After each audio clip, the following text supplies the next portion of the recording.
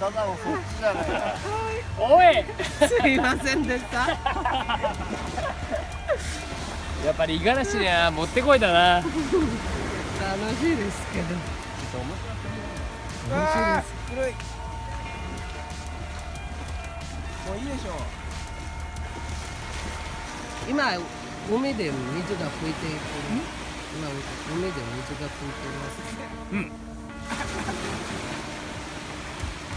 この39歳いましたね。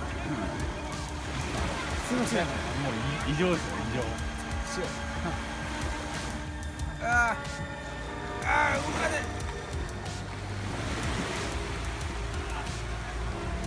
まあ今年も2017これで終わりましたね。いやー、無事に夏終わりました。終わりました。よかった。このままもう帰るの？